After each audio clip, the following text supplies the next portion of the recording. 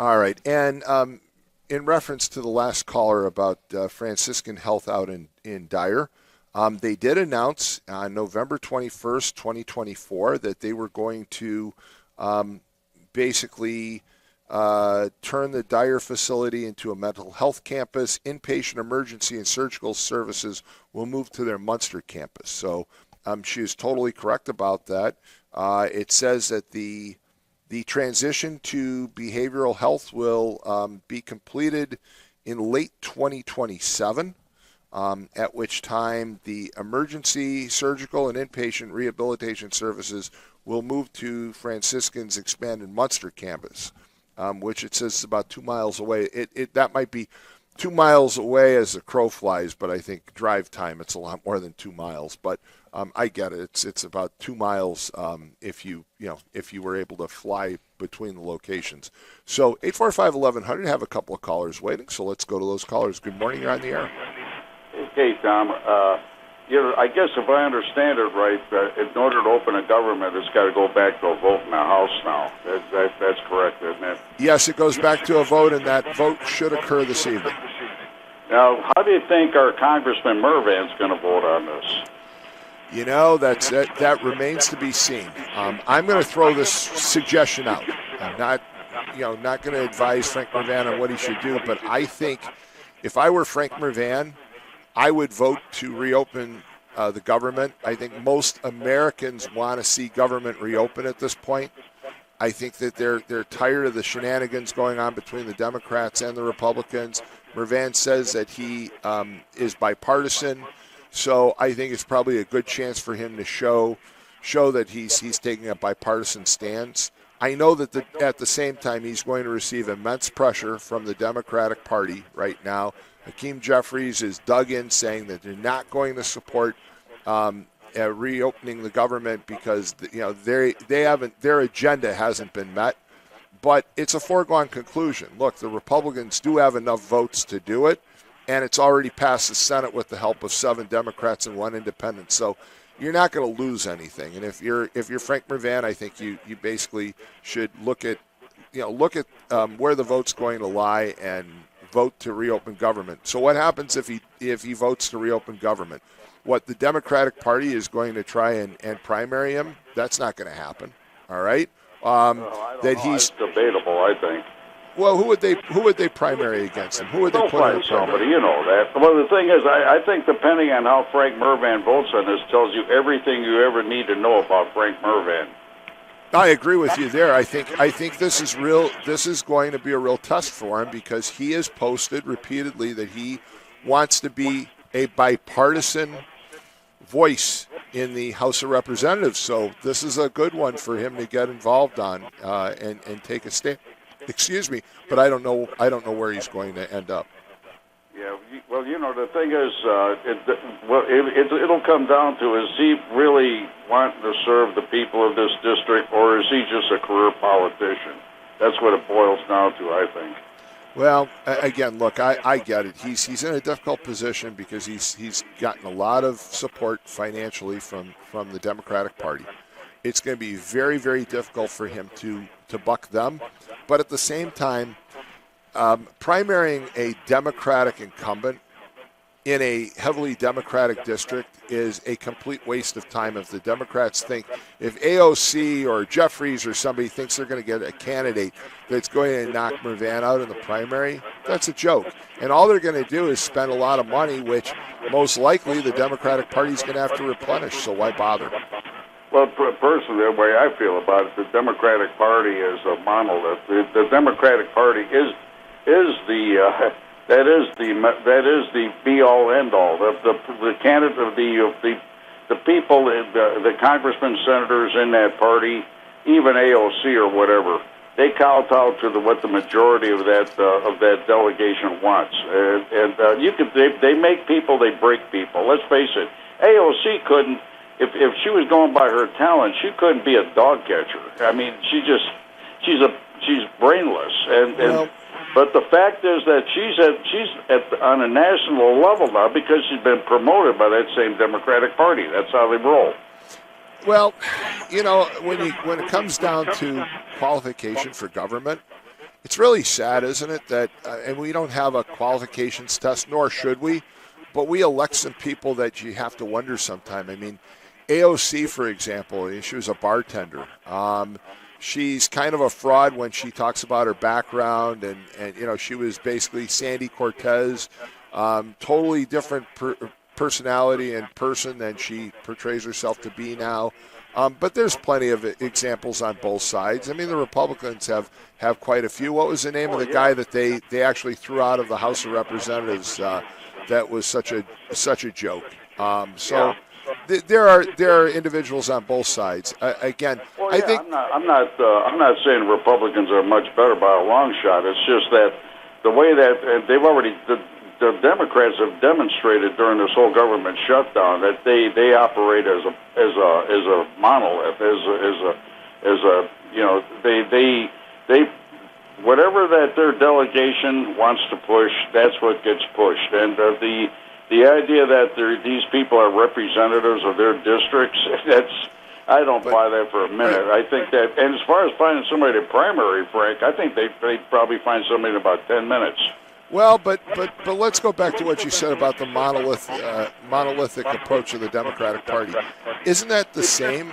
Isn't that same claim true for the Republicans? I mean, the Republicans vote together. There's total cohesion in where they're voting together. So I don't know. It's you've got a lot of the Republicans. By and large, I would say you're right. But there's also a lot of schism in the Republican Party. You got the Marjorie Taylor Greens fighting against the more establishment type of people. It's more obvious in the Republican Party. But the Democrats, you go with the hierarchy. Nancy Pelosi or Hakeem Jeffries.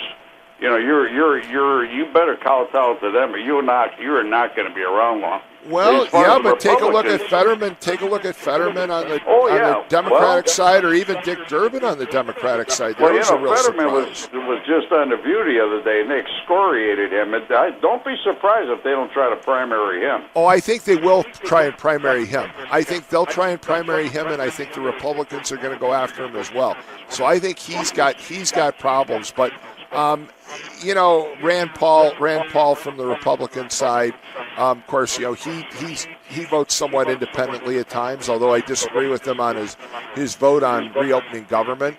I think that he's somewhat of an idealist and lacks, the realism of the immense hurt that this shutdown was imposing on the average person that works for government. There's a lot of good government employees, and they deserve to get a paycheck. Right. Yeah, it's a shame, but it just goes to show you that there's an agenda here, and that they don't care if they burn the whole country down to get what they want. And the problem is they've got I'm talking about the Democrats now. They got the media in their back pocket. They'll push any propaganda they want. But on the Republican side, and don't get me wrong, I'm not saying by a long shot I like the Republicans, but that's more like herding cats on that side. They've got. It's more obvious that on their side there's more independent thinkers in that party than are on the Democratic side. I'll say this much. The Republicans generally are better at articulating their opinions and making them sound personal than the Democrats, the Democrats have a tendency to speak, and you're right, they speak with one voice. You'll see an interview with a congressman or a senator, and they will quote, well, Senator Schumer says, Nancy Pelosi says, Hakeem Jeffries says, where the Republicans generally show up on those talk shows and they say, well, this is what I want to do, even though it's the same talking points that every other Republican is using. So I agree with you. They're just a little better trained at personalizing the message. As far as Fetterman, actually, to tell you the truth, I like this guy. He's he's the kind of Democrat I could vote for. I wish there were more of them. I do not understand why. Well, I guess I do sort of understand. Like I say, the way that the Democrats have been taken over by the socialist movement, that they are in lock. I mean, they've got a goal they're going after. But guys like Fetterman are a throwback. They're actually more independent thinking Democrats. If there were more people like Fetterman around, that party would be a lot more palatable to people like me, I'll tell you. Well, I think the socialist takeover by Bernie Sanders and AOC and the others, I think is a true threat to the base of the Democratic Party, myself included. I mean, look, I'm a lifelong Democrat. I don't agree with any of those views, any of those extremist views, and I think it's going to be very problematic for the Democratic Party unless they figure out a way to silence some of the extremism that's coming out of the Democratic Party, no doubt about it. Hey, thanks so much for the call. Okay, Tom, thank you. Have a good day. 845-1100 is the number. We have additional callers. Good morning. You're on the air. Hey, good morning, Tom. How are you? Good. How are you? Good. Hey, I've been interested in a lot of the conversations you've been having this morning, but the one thing that got me was when you referred to Indiana Congressional District number 1 as heavily Democratic. Well, historically, I don't believe that. Okay, historically, yeah. But yeah, I don't believe it. I just saw I know it's probably a right-leaning poll, Red Eagle Politics, but it had Indiana District 1 R+1 in the most recent poll. And I was like, okay, am I just like brainwashed here? Am I just reading, like drinking the red Kool-Aid? And so I went to an AI and I typed in, is first Indiana Congressional District still heavily Democratic? And it came back and said, no. In summary, the first Indiana Congressional District is no longer heavily Democratic in practical or electoral terms. It is now a competitive seat. And I just wonder if that's not why Frank Mervan is now like, I'm more middle of the road. Really? That's not really what you were doing when you were following in lockstep with Speaker Pelosi. Well, this is the challenge for this evening, isn't it? Because you're right, and I agree with you. It's far more balanced than it has been in the past. It's become far more Republican than it was historically. I still think that it leans Democratic, however, because if you take a look at how it's drawn, so it's Lake and Porter County, but then the Let's northern just be half. honest, the Democrats get more stolen votes out than the Republicans do. Well, the northern half of LaPorte County, though, is Democrat. So you've got Democratic base in the north end of Lake County and in the north end of LaPorte County. The Republicans, of course, are strong throughout Porter County and the south half of Lake County. But I agree with you. I think it's in certainly in more play than it has been at any time in its recent past. But for Mervan, this is quite a predicament tonight because if he votes to reopen government, it shows that he is living up to his commitment to be bipartisan and doing what's best for the American people. And I think it's very hard to argue that reopening government doesn't make sense. I noticed that a lot of my friends who are staunch Democrats who posted a week ago, reopen government already, have all stayed off the social media the last 2 days because they realize that this is a real difficult situation for. Well, and did you see Senator Fetterman's response to Sonny Hoskins asking, did. How could you do this? How could you vote against the Democrats? He actually spelled it out. And this is Frank Mervan's situation too. He's in Pennsylvania. He's not in deep blue New York or deep blue New Jersey or deep blue California. He's in Pennsylvania. It's always a toss-up state. Always. Right. He has to be middle of the road. But isn't that the way Congress is supposed to work? Aren't our U.S. senators from the state of Indiana supposed to vote to represent the will of the people who elected them? Isn't that what Frank Mervan and other congressmen are supposed to do? They shouldn't be sitting there. I thought that was such a stupid question by Sonny Austin, making it sound like Fetterman should be doing the bidding of the National Democratic Party. He represents the people of Pennsylvania. He doesn't represent the people of California. He represents the people of Pennsylvania. And I thought he had a great response. By the way, I wanted to ask you. I'm glad you called because I was going to call you actually off the air today. After our conversation last week, there are 2 books. I wondered if you've read either of them. One is called 1983 Reagan and Andropov and the World on the Brink by Taylor Downing, and the other one is The Brink, President Reagan and the Nuclear War Scare of 1983 by Mark Ambinder. Have you read either of those? The Brink does ring a bell. I have read several books in that genre, and I think I did read that one. Pretty fascinating stuff. Yeah, absolutely. And again, sometime after Thanksgiving, I thought I'd give you a call and see if you'd come in one morning and let's talk about that, because I think people really need to know. And then I figured, well, I'm going to add these books to my Christmas list for this year. So, Tom, there's one story in one of those books that I'll share with you that I thought was fascinating. I didn't know anything about this until I read it.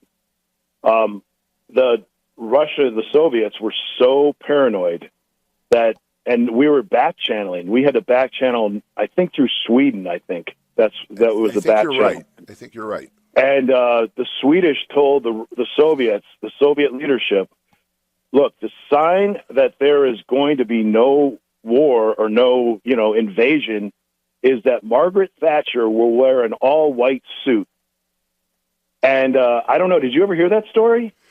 I heard something about that she was going to wear a dress or some attire. I've heard a little bit of the story, so vaguely, but I didn't know it was an all-white dress or all-white suit. So that's how convinced they were that we were ready to invade them. It just blows my mind that, we were so damn close. Well, and Andropov, though, he was completely out of it by the end there. He literally, they were kind of keeping him alive. And he had this, he had this hellish belief that he was going to go down and, basically go down in a nuclear fire. He didn't care what happened. There's a lot of interesting things. There was, didn't they call it Operation Orion or something? There was a name that they were calling, the Russians or the Soviets were referring to, trying to gather information at the time about the United States and NATO and what they were up to. I'm trying to remember Operation Orion right now. It's not coming to mind. But there's a book called The Spy and the Traitor, and it's about Oleg, what's his name, that basically turned on the Soviets and became a spy for the West. And I read that book 2 years ago. And it talks all about this period of time where basically the Soviets are obsessed with the idea that the United States and NATO are going to launch this bolt out of the blue attack on the Soviet Union. And they've basically, they started out with the premise that was the truth, and then they went out and searched for information to basically justify their belief. I think one of the other things that was a big factor in all this is that the handwriting was already on the wall in 1983. They were out of money. They were bankrupt. Right. They had been spending heavily all across Southeast Asia, into the Eastern European theater. They were broke, and I think they were just willing to burn it all down. Well, they were, and that's what's really terrifying. But, there's another incident, and when you're on, I want to talk about it. There's a book called Command and Control, and I brought it up several times. It's about the 1980 accident where the Titan II missile blew up in its silo in Arkansas and could have obliterated the American Southeast with a 9 megaton nuclear weapon. And in that book, it talks about how basically in 1961, John F. Kennedy asked the Air Force to prepare plans for a bolt out of the blue against the Soviet Union. And it was Curtis LeMay who stood up and said, "You are totally out of your mind. Nuclear war is not winnable." And it was the beginning of the end of Curtis LeMay. That's when Bobby Kennedy and others started planning stories about LeMay and trying to ruin his reputation and basically push him out as the commanding officer of Strategic Air Command. Yeah, I think that was the Damascus accident. I think Damascus accident. Yes, absolutely. So speaking of other obscure things, did you know that part of Bill Clinton's Secret Service detail died in an airplane crash? No, in I'm like not aware of that. Colorado, or I want to say it was Colorado. It could be. It was like a ski resort town. But I always thought that was like, intriguing. 9 members of his detail died in one plane crash. I've never heard about that, but you mentioned. And knowing more and more about Hillary Clinton now, I just wonder, what kind of intriguing story could come from that. Well, you mentioned Bill Clinton, and part of the Damascus incident. It gets interesting because the president of the United States at the time is Jimmy Carter, and Carter is asked, should by the Air Force, they basically say we need to notify the governor of Arkansas what's going on, and Carter basically says, I don't trust him, don't. And he basically, they decide not to tell Bill Clinton, who's the governor of Arkansas at the time, about what's going on in the Damascus incident, which of course is this explosion that, by the way, if it wasn't for Curtis LeMay, we would not have an American Southeast. One little intriguing rabbit hole I'll share with you about the early 1980s. We all know that the media is propagandized, maybe even like at the behest of governments. Now, I didn't realize that back in the 80s or 70s. Did you? I mean, no. Maybe people suspected it, but digging deep into the rabbit hole of like the 1983 episode, I also recall there was a really big open air concert culture in Europe at the time, and I was amazed by it. It was like a 18-year-old kid just being amazed by all this great music being offered like almost weekly in all these little small burgs and like military base towns and stuff. And come to find out, there was a CIA initiative to spread culture around the country. It was around Eastern or Western Europe to kind of impress upon the Soviets and the communists that their culture was failed.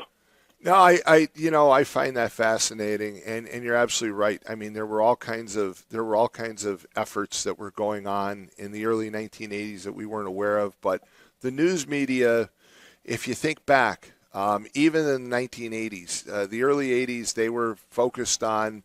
Remember the Pershing missile issue, for example, intermediate range nuclear missiles. Well, Tom, I was posted on a Pershing 2 missile site. Right, I was going to say, weren't you actually on one of those sites? Yeah.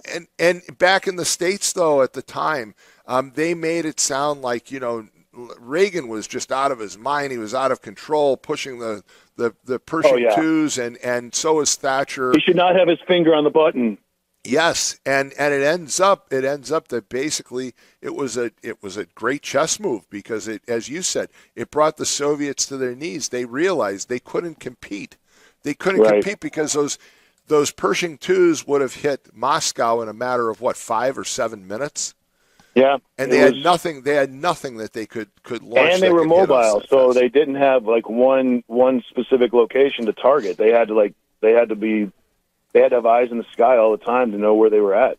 Yeah, it was, again, it was a very interesting time. But, again, I look forward to you coming on as a guest and us doing a deep dive because people need to know what really went on. And, again, the fact that we came so close to nuclear annihilation in the fall of 1983 and people generally don't realize it, it is amazing. And I think when we talk, we'll throw in the Damascus incident because, again, that was an accident that, boy, by the grace of God, we didn't blow up a huge chunk of the U.S. So, yeah. Hey, thanks so much for calling. Have a great day. Bye. I am being given the signal by Lynette that it's time for a break, so we're going to take a break. You're listening to the Morning Call on WJOB 1230 AM, 104.7 FM in Hammond, Indiana. We're going to be right back after these commercial announcements. And, hey, we are here until 9 a.m. this morning, so if you want to call during the break. We'll take your call right away.